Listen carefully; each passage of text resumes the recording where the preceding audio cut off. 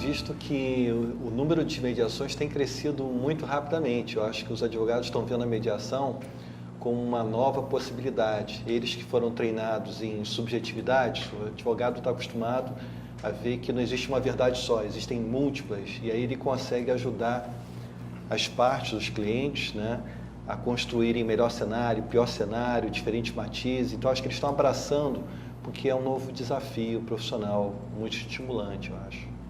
Do meu ponto de vista, que a minha especialização não é em direito, né? Eu sou psicóloga.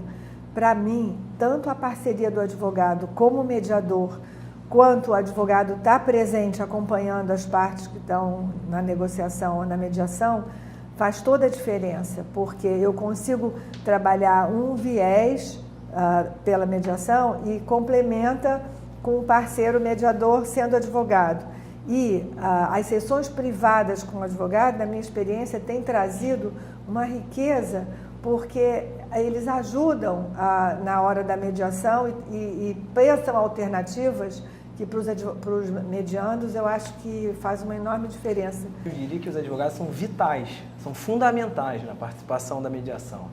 Os advogados, eles são super criativos e eles perceberam que, na verdade, a mediação, dentro do portfólio deles de ferramentas, né, é mais um instrumento muito poderoso que eles podem usar. Mas no litígio, na cultura, os advogados ganham no litígio. Que ganhos eles vão ter na mediação se a gente pensar em termos financeiros? Eu acho que talvez o mais gratificante para o advogado é a sensação de que ele está ajudando as próprias partes a construírem uma solução que provavelmente vai durar mais porque foi construída por elas. Então, elas tendem a sustentar essa solução por mais tempo. Na parte financeira, como não existe uma tabela da OAB ainda com relação à mediação, eu acho que existe toda a liberdade para os advogados de dizerem eu vou cobrar por hora ou eu vou cobrar por êxito de uma solução, né? Então, aquilo que o advogado poderia ganhar de honorários num outro contexto, ele pode ganhar igual na mediação e com uma vantagem importante, que é antecipar o fluxo de receita. O que ele ganharia talvez em mais tempo, né, ele pode estar trazendo como faturamento mais rapidamente. Uma coisa que eu percebo, as pessoas ficam muito mais seguras se eles estão na mediação com o advogado. Eu sinto que as pessoas ficam mais confiantes, elas podem arriscar mais, elas têm uma parceria, elas têm uma interlocução. Então, se a gente faz sessões tanto privadas com os advogados quanto com a parte, o mediando e o seu advogado, eles vão pensando alternativas junto com os advogados e vão ficando mais seguros, porque sabem que tem alguém que não vai deixá-los fazer uma escolha que não seja boa para eles. O advogado, ele facilita e muito o mediador, que também tem um conhecimento jurídico, de se sentir liberado e reforça, né, a possibilidade dele se manter realmente neutro e ter a tranquilidade do equilíbrio das partes. Então, ele atende a questão da imparcialidade, atende a questão do equilíbrio e da efetividade, porque exatamente ter um entendimento das partes que seja sustentável e mesmo para além da mediação, uma vez que chegou-se ao fim da mediação, o advogado, ele permanece podendo atender os seus clientes num detalhe ou outro, no entendimento, no esclarecimento, porque fez parte da solução junto com seus clientes e ele já estando informado daquela situação, das razões emocionais, inclusive que a mediação permite, né, que seja permeada pelas subjetividades das partes, das suas mágoas, enfim, ele também possa ajudar no momento subsequente no cumprimento do acordo, na relação para além do acordo, para além daquela situação que foi resolvida ali. Vai ser uma parceria e uma segurança, né? A gente gosta muito de usar uma expressão, uma rede colaborativa, né? Assim, mediador, mediandos, advogados. E o poder de criatividade dos advogados, ele assim, não está em discussão. A gente já viveu situações em que havia um litígio já instalado, onde o juiz teria que decidir, né? Para o lado A ou para o lado B. Ele jamais poderia dar a solução como foi construída na mediação, que foi o quê? As partes acabaram fazendo um contrato. e esse contrato está em vigor, os advogados que participaram de mediação ajudaram a desenhar essa solução, revisaram o contrato, ou seja, voltando àquela questão financeira, ainda tiveram, capilarizaram os ganhos diante dessas novas frentes que se abriram. Não só resolveram um conflito, como abriram uma parceria de um negócio futuro. Eu acho que tem um dado importante aí que é a confiança, né? O advogado na mediação, ele continua advogado. E como ele continua advogado, ele continua vinculado aos deveres éticos da profissão.